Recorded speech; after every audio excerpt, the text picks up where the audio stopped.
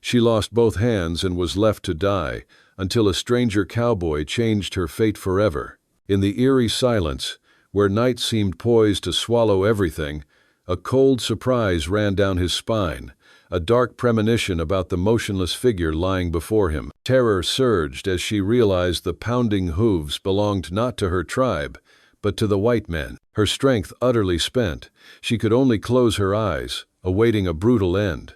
He had seen eyes like these in the war, the eyes of native people pushed back, dispossessed. He had fought against them. He had lost everything to this battlefield, to these endless conflicts. His heart had once been filled with resentment. But this woman was not a threatening warrior. She was wounded, alone, dying. She was not an enemy. She was a human being slowly perishing. If your heart skips a beat for cowboy love stories filled with danger, secrets, and redemption, drop a and comment number 1 below. Let's ride this tale together on Wild West Love. The Wyoming sky that month was a heavy, leaden gray, as if holding back a colossal storm yet to break. Wind whistled through the rocky canyons, carrying the scent of dry earth and the pounding of hooves, shattering the wilderness's inherent stillness. Elara, her name meant earth in her tribe's tongue, and she lived true to it, strong, resilient, deeply rooted in her ancestral land. Her eyes, sharp as a hawk's, swept across the sparse mesquite bushes, searching for an escape. Her long, dark hair, once neatly braided, was now loose, matted with dust and sweat. She rode a dark brown warhorse, its breath coming in ragged gasps, exhausted, but still pushing with all its might on the uneven trail. Behind her, the thundering hooves of the encroaching soldiers grew closer. They were strangers, carrying modern firearms and a brutal will. The skirmish had erupted early that morning, an uneven battle between traditional spears and the deafening roar of gunfire. Elara had fought like a true warrior, unyielding, fearless. She had seen her brothers, her women, fall. Her heart clenched with each cry of pain, but she knew, now, there was only running. A deafening gunshot cracked just behind her. Elara's horse startled, panicked, stumbled on a hidden rock. A desperate whinny tore through the air before it collapsed, throwing Elara violently. She felt a searing pain shoot through both arms as they slammed against the hard ground, the sickening crack of bone echoing clearly in her ears. A scream of agony escaped her throat, but it was quickly swallowed by the pounding hooves rushing towards her. She tried to rise, but the excruciating pain from her arms forced her to collapse. They hung limp, useless, like two broken branches torn from a tree. Blood stained the white bandages she had hastily wrapped. The pursuers were closing in. She could hear their triumphant shouts, the brutal crunch of their boots on the earth. Elara desperately tried to crawl into a dense bush for cover, hoping the leaves would conceal her fragile existence. But the sound of their footsteps grew clearer, their calls to each other, the click of rifles being cocked. She knew her time was running out. Terror surged as she realized the pounding hooves belonged not to her tribe, but to the white men. Her strength utterly spent, she could only close her eyes, awaiting a brutal end. In that moment, an image flashed through her mind. Her brother's face, his eyes filled with tears as he was forced to signal the others to leave her behind. "We can't carry her. The soldiers are closing in." His desperate shout still echoed in her ears. The tribe had retreated. They had abandoned her. Abandoned Elara, the fierce warrior, now crippled, amidst the desolate battlefield, fraught with danger from both enemy and nature. She knew she had been left for dead. The feeling of betrayal and the pain of loss were more agonizing than her physical wounds. She wept silently, only hot tears streaming down her dust-streaked cheeks. The sound of her tribe's hooves faded, leaving her utterly alone. Days later, time passed like a parched river, slow and meaningless. Elara lay motionless, covered in dust and dry leaves in a secluded ravine. The fever came and went, leaving her body alternately burning hot and shivering cold. Her lips were cracked, her throat parched. Ants crawled on her skin. The sun scorched her. She had no strength left to brush them away. She was ready to accept death. Far off, on a rugged trail, a lone rider appeared.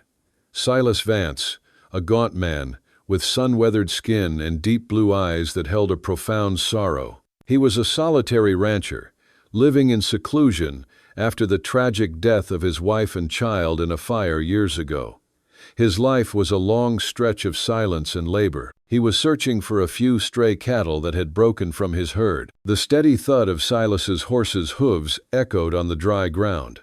Suddenly, his horse, a lean, dusty gelding named Brisk, stopped abruptly. Its ears pricked, its nostrils flared, sensing something amiss. Silas narrowed his eyes, scanning the bushes and rocks. He heard a faint moan, almost imperceptible, a sound not of an animal. In the eerie silence, where night seemed poised to swallow everything, a cold surprise ran down his spine, a dark premonition about the motionless figure lying before him. He dismounted, his hand brushing the butt of his revolver, and walked cautiously towards the ravine. He found traces of a skirmish, dried blood, torn cloth, boot prints, and hoof marks. And then he saw her. Ilara lay there, her body twisted, half covered in dust and leaves. At first glance, he thought she was dead. The stench of dried blood and sweat hit him sharply, but then her chest barely moved, a shallow, weak rise and fall. He stepped closer, crouched down, squinting at her face. A native woman, her eyes were half open, looking directly at him, filled with despair and a faint, lingering hatred. Silas's inner monologue. He had seen eyes like these in the war. The eyes of native people pushed back, dispossessed. He had fought against them. He had lost everything to this battlefield, to these endless conflicts. His heart had once been filled with resentment. But this woman was not a threatening warrior. She was wounded, alone, dying. She was not an enemy. She was a human being slowly perishing. Silas stood up straight, taking a deep breath. He could leave her. No one would know he had found her. He could turn his back and continue his solitary life. But her desperate eyes, her fragile weakness, touched something deep within him, where his own grief still smoldered. He remembered the days he too had lain alone, with no one to help him after losing his family. He knew that feeling. He looked at her once more. She did not beg. She only watched, as if awaiting judgment. Silas exhaled. He took off his hat, looked around once, then stepped forward. He knelt, gently sliding his arms under her back and beneath her broken arms, careful not to cause her more pain. Her body flinched when he touched her, but she did not resist. Silas lifted Ilara onto his horse. He said nothing, only acted. He gently placed her on the saddle, leaning against his chest. He knew this would bring trouble. A wounded native woman on his land, especially a hunted warrior, would be a death sentence if the wrong people found out. But he had made his decision. Brisk slowly began to move, carrying two solitary souls, one dying and one seeking redemption for his own spirit. Sunset had fully descended. Darkness enveloped the wilderness. From afar, the faint light from Silas's humble timber shack appeared, a tiny beacon of hope in the vast night. The small house, old and desolate, now became an unexpected sanctuary, a temporary fortress for a soul seeking life. Silas rode slowly. He felt Ilara's faint breath on his chest, the smell of blood and dust. He did not know what awaited them, but in that moment, he knew he had done the right thing. He had not abandoned her, and that was all he needed to know. Inside the cramped timber shack, the damp scent of earth, the smell of old pine wood, and the faint aroma of antiseptic mingled, creating a space that felt both stifling and alien. Ilara awoke, the piercing pain from her broken arms returning, more intense than ever. She lay motionless on the simple cot, her back against the wall, her hands bound tightly in thick white bandages. Even a slight movement made her wince, a faint moan escaping her throat, only to be immediately suppressed. Her eyes, once sharp as a blade, now held only weariness, despair, and a frightening coldness and distance when she looked at Silas. She felt betrayed by her own people, those who had sworn to protect each other until their last breath. And now, she lay in the hands of the enemy, a white man, representing everything that had stolen her life, her freedom, and now her arms. Hatred surged within her, mixed with fear and utter helplessness. Better to die than let this man touch her, better to die than accept his pity. Silas entered the room, carrying a steaming bowl of broth and a piece of dried meat. The smell of food wafted, but Ilara turned her face away, her lips pressed tight. She refused everything. He placed the bowl beside the cot, without a word. He knew she was watching him, knew what her eyes held. He had seen those eyes in the war, the eyes of native people pushed back, dispossessed. He had fought against them. He had lost everything to this battlefield, to these endless conflicts. His heart had once been filled with resentment. But this woman was not an enemy. She was wounded, alone, dying. She was not an enemy. She was a human being slowly perishing. He knew the way her eyes looked at him. He had seen that gaze in the war. But this woman was not an enemy. She was wounded, alone. His conscience would not allow him to abandon her. He, too, had been alone, had suffered loss. Perhaps he saw a part of himself in her. He would not abandon her, no matter how much she hated him. Silas remained patient. He placed food and water near her, though she did not touch them. Each day, he came to change her bandages, as gently as possible. His hands were rough, calloused from labor, but when they touched her soft, weak skin, they became surprisingly careful. He said nothing, focusing only on the task of caring for her. He showed no frustration or sign of giving up, simply doing what needed to be done with a quiet tenderness. He did not force her to eat, leaving the food there, hoping she would change her mind. Ilara struggled with hunger and thirst. Her body weakened, but her will remained strong. She maintained her cold demeanor, her eyes watching Silas with suspicion each time he approached. She tried to endure, to show no sign of weakness, but at night, when the fever returned, she could no longer control herself. She moaned faintly, thin sounds tearing through the shack's stillness. It was an afternoon of rain, heavy drops pattering steadily on the old tin roof of the timber shack at the edge of the woods. In the flickering lamplight, the cramped room suddenly felt strangely warm. Silas entered the room, carrying a dry towel and a cup of warm water. The scent of the plains wind, the smell of a man's sweat, and a hint of tobacco smoke lingered beneath his leather coat. He saw Ilara trembling, her cracked lips slightly parted. "Are you in pain?" he asked, his voice hoarse but full of concern. Ilara shook her head, her lips pressed lightly. The rain continued to fall outside, as if shielding the private moment unfolding in the small room. Silas sat beside her. His hands, one after another, removed the damp cloths, gently drying her soaked hair. Then he carefully adjusted the blanket that had slipped from her thin shoulder. Ilara shivered, not from cold, but from his meticulousness, from the way his gaze swept over her body, slowly but without impropriety. "I know you're afraid," he continued, his hand still adjusting the blanket. "You can't hold yourself. Don't try.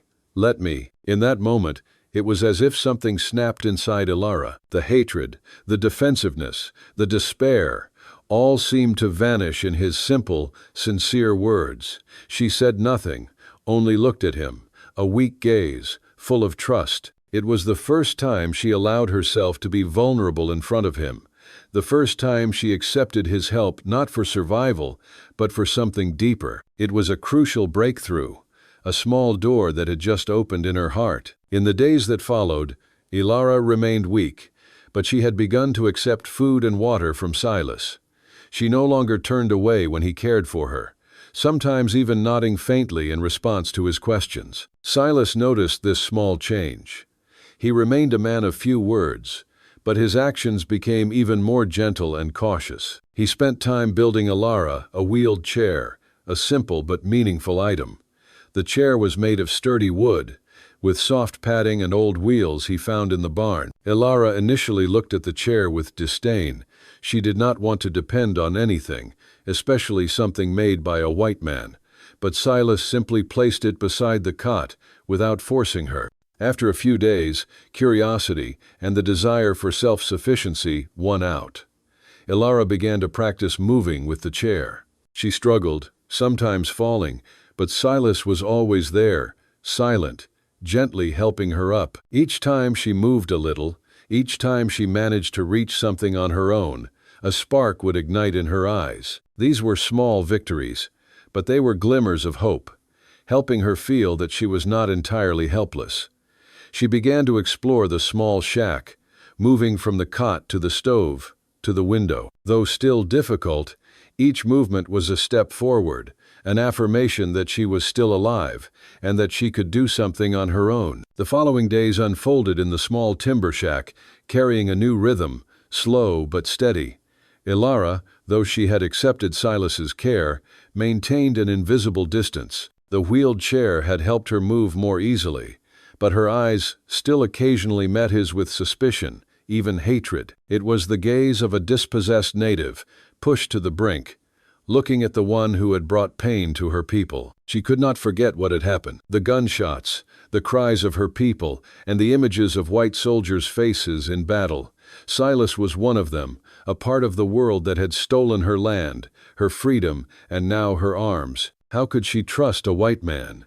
How could she accept this tenderness without feeling she was betraying herself, betraying her tribe? Resentment surged within her, mixed with an uncomfortable gratitude, tearing at her daily. Sometimes, when the pain in her arms became intense, or when despair over her fate overwhelmed her, Ilara would utter bitter words about white men, about their cruelty, about what they had done. Those words, though not directly aimed at Silas, still carried the weight of years of accumulated hatred. One morning, as Silas was changing her bandages, Ilara hissed softly in pain, "You white men, you only bring suffering." Her voice was hoarse, full of bitterness. Silas paused, looking at her. His face remained stoic. He did not argue, did not refute. He simply stood there, listening, his deep blue eyes holding their own sorrows. He, too, harbored hidden prejudices. He had fought against native tribes, had witnessed brutal attacks, had lost everything in a fiery night he believed was linked to those conflicts. The pain of losing his wife and child had etched itself deep into his mind, turning him into a solitary, cold man. He had sworn never to let anyone into his life again, especially those he had once fought. But Ilara was unlike anyone else. Her eyes, despite the hatred, held a profound sorrow that he understood. He saw her unyielding resilience, but also a fragility that needed protection. He felt an inexplicable urge, an urge to help, to soothe the pain he saw in her. The internal struggle played out within both of them. Ilara wrestled with the idea of being cared for by a white man, someone she had been taught to despise. She remembered the skirmishes, the suffering of her people. At the same time, Silas remembered the fire and the pain of losing his family. Both wrestled with their own prejudices and pains, but they also began to observe each other, recognizing the difference between the individual and the collective prejudice. The shift began with moments of silence, moments they shared space together without needing words. Ilara began to use her eyes to express her desires, and Silas, somehow, always understood. He brought her a strangely shaped dry leaf, a shimmering pebble found by the creek. These small, unassuming gifts became the first bridges connecting their two worlds. One evening, as the oil lamp flickered on the table, Silas sat by the stove fire, his gaze distant. He began to tell his story. His voice was hoarse, deep, like the wind blowing through rocky crevices. He spoke of his life, of being a soldier in the Civil War, of witnessing terrible things. Then he spoke of his family, of his wife and young daughter, of the fiery night that had taken everything from him. He didn't say much, just short, broken sentences, but each word carried the weight of an unhealing grief. Ilara listened. She did not interrupt. She watched the fire, and in its flickering light, she saw his pain, the pain of loss, the pain of solitude, the pain of a man stripped of everything by life. Silas's pain was not about the land wars, but a personal loss, a pain she understood better than anyone. She realized that, despite their different skin colors, despite their opposing pasts, human suffering was the same. When Silas stopped speaking, the room fell silent. Ilara looked at him, her eyes now devoid of hatred, filled instead with understanding. "You lost everything too," she said softly, her voice still hoarse. Silas nodded, his gaze still fixed on the fire. "Everything." Inspired by Silas, Ilara also began to share. Her voice was initially hoarse, weak, but gradually grew stronger. She spoke of her tribe, of their legends, of a life intertwined with nature. She spoke of being a warrior, of battles, and especially of the pain of being abandoned. She spoke of her brother, of the anguished look in his eyes when he was forced to leave her behind. "He had no other choice," Ilara whispered, tears streaming down her face. "They had to run." Silas listened, his eyes filled with empathy. "I understand," he said, his voice deep. "Sometimes there is no choice." This shared vulnerability forged a powerful bond between two individuals, once scarred and filled with hatred. They realized their pain belonged not just to a skin color or a tribe, but to humanity itself. The barrier between them gradually crumbled. A new intimacy emerged, not of physical desire, but of spiritual closeness. Silas gently helped Ilara comb her hair, or placed a hand on her shoulder to comfort her as she recounted her past. Ilara no longer recoiled but accepted his touch, feeling its warmth and safety. Their relationship slowly shifted from caregiver and patient to a deep connection between two solitary souls who had found each other. They began to do small things together. Silas repaired the barn.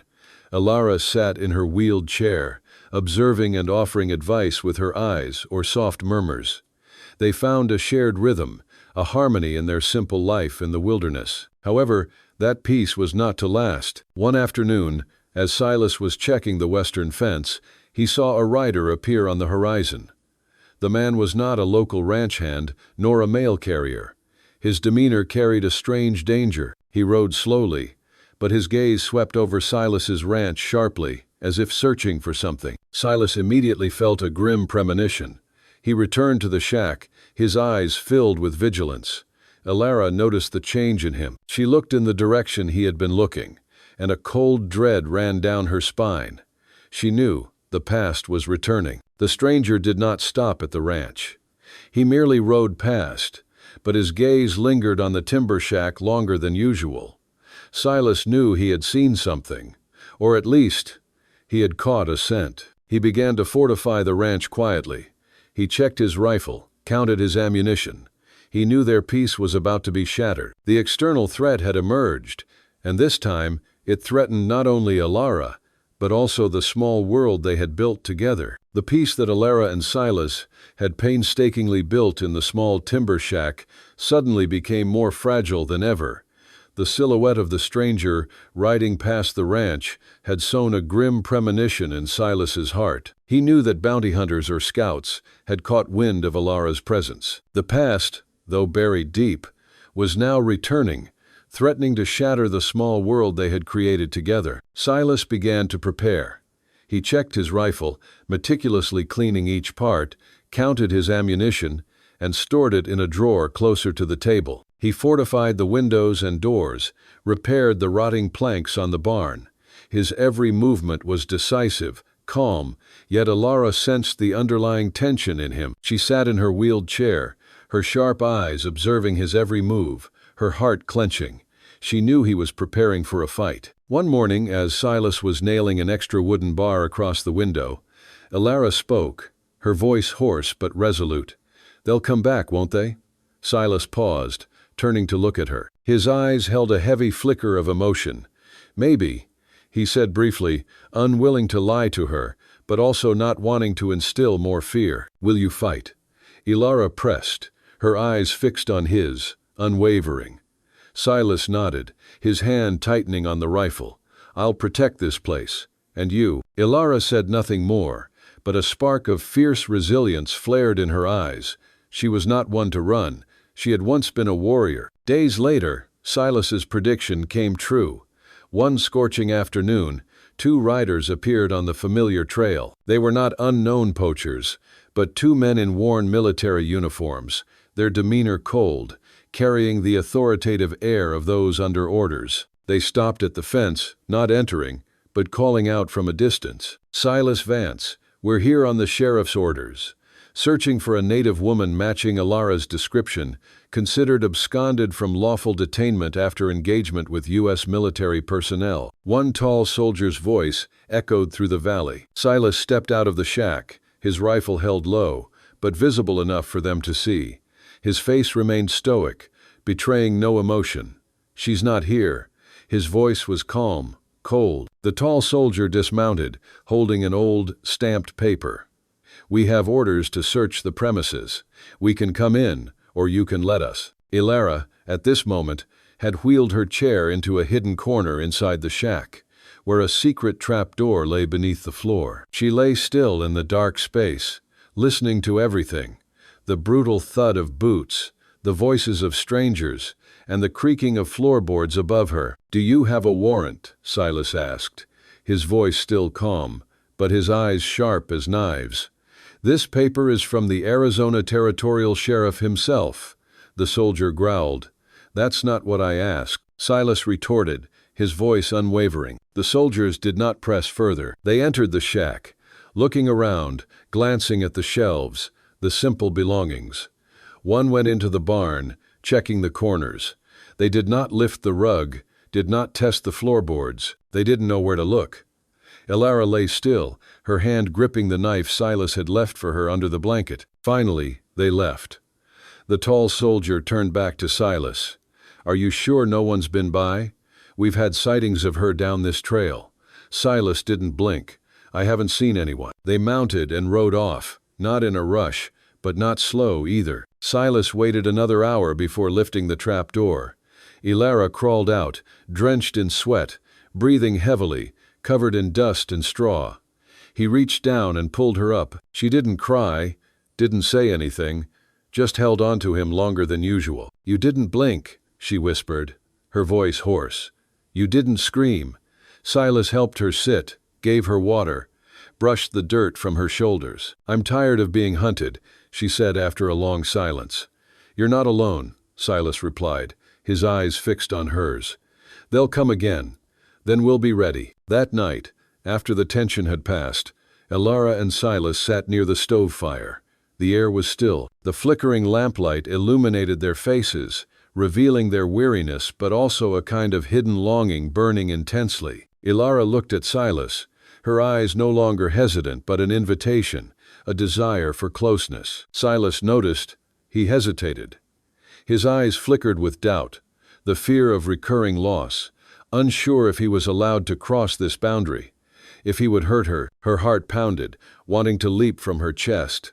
She longed for his touch, longed to be held by someone, to fill the emptiness carved out by her broken arms and profound solitude. The fear and self-consciousness about her imperfect body had vanished.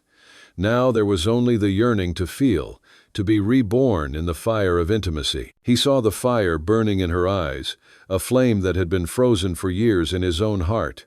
He wanted to pull her into his arms, to soothe all her pain. But the haunting memory of losing his loved ones resurfaced, shackling him. He feared he would hurt again, or would have to endure the ultimate pain of loss. A fierce internal battle between longing and fear tore him apart.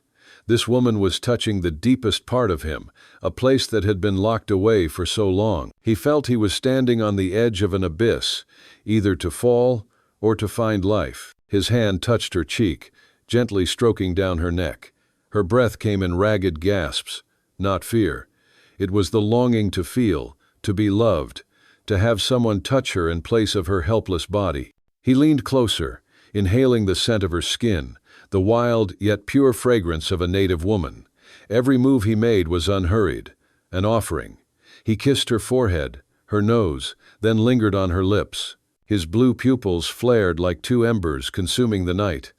In that moment, the man usually cold, silent as the dry high plains, became a raging storm, obliterating all distance, all barriers. His breath came in ragged gasps, searing her skin like fire. Each kiss fell as if caressing every muscle, every cell, every patch of skin that had gone so long without being touched with such tenderness and intensity. He tilted his head, drawing her in, slowly escalating to a fervent embrace. Her mind reeled, dizzy, reason melting away.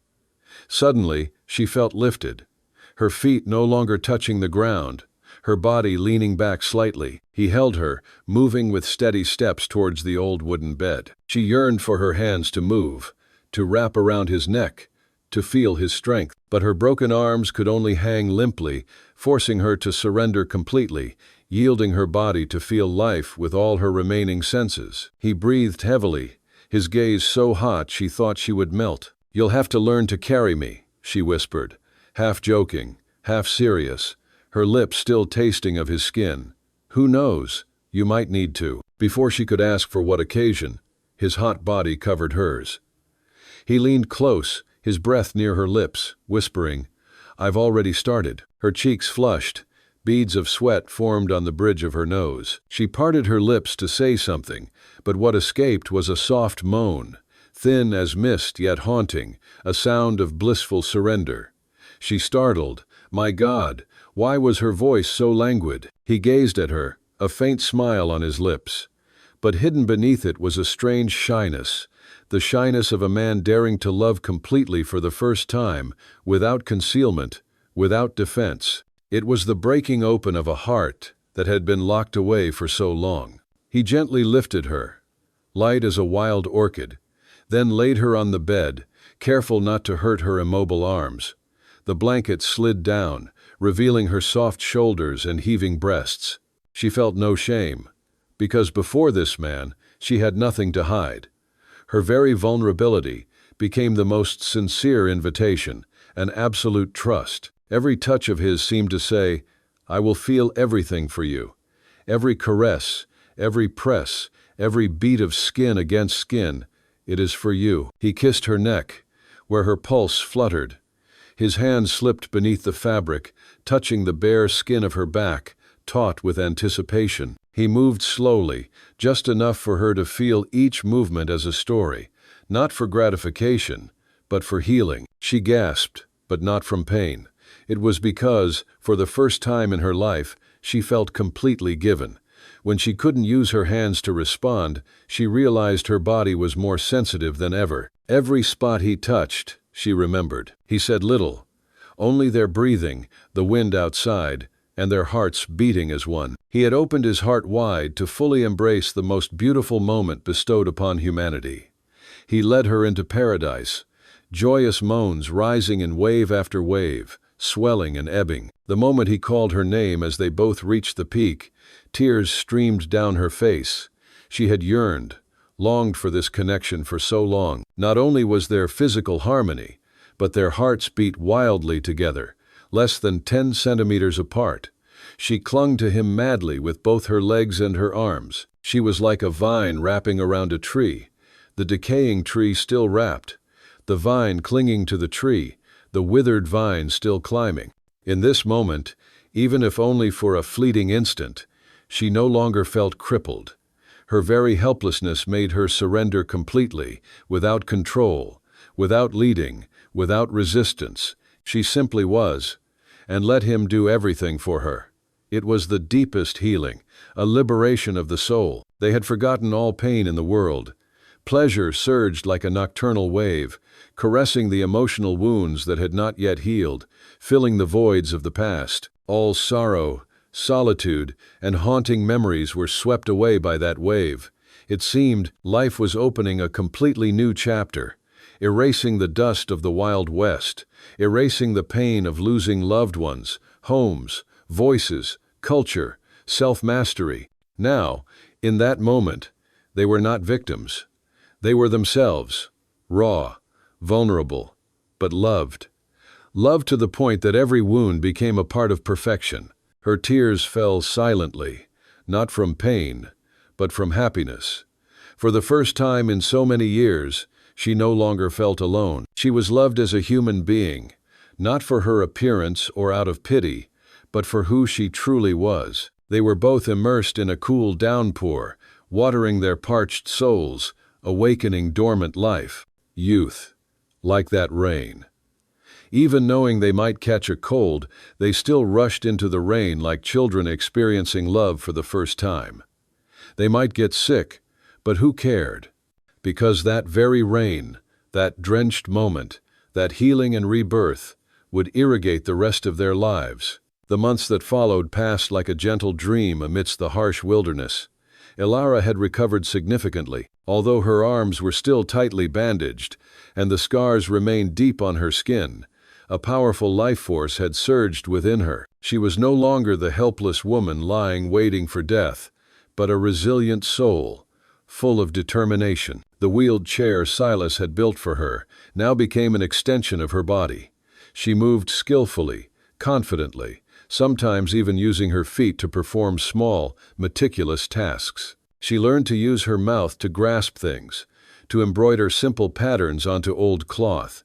Every movement was an affirmation of her extraordinary adaptability. The bond between Ilara and Silas had deepened more than ever, forged through trials by fire and long nights of shared vulnerability. They needed few words. Their glances, gentle touches, and mingled breaths spoke volumes. Silas remained the taciturn man, but his eyes, when they met Ilara's, were now filled with a tenderness, love, and a peace he had never thought he could reclaim. Ilara, too, found safety and complete acceptance in his embrace, something she had never truly experienced, not even from her own tribe. However, despite the peace and happiness the new life on the ranch offered, another longing still smoldered within Ilara. It was the yearning to heal with her past, to rediscover her roots, to confront those who had abandoned her. Her gaze occasionally drifted towards the horizon, towards the place where her tribe once lived. She knew she couldn't live forever in hiding, couldn't forever be a lost soul caught between two worlds. One afternoon, as they sat on the porch, watching the sunset paint the sky crimson, Ilara spoke softly, her voice low and thoughtful. "Silas, I need to go back." Silas stiffened. He had anticipated this, but when the words left her lips, his heart still clenched.